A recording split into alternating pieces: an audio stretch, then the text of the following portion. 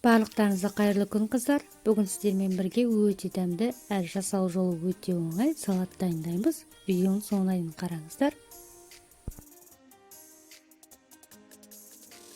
Ең алдымен қызанағымызды осылай видеодағыдай ірі етіп турап аламыз.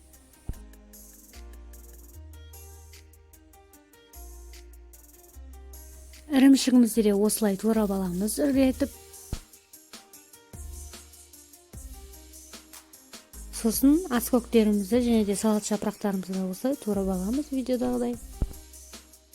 Барлық туралған заттарымызды осылай ыдысқа саламыз да үстінен корнишонымызды салып шығамыз. Осылай ірілей. Кейін майонез салып, жақсылап араластырып аламыз. Осылай араластырып болған соң ыдысымызға салып, үстіне чечилді осылай қолмен майдалап әсемдейміз.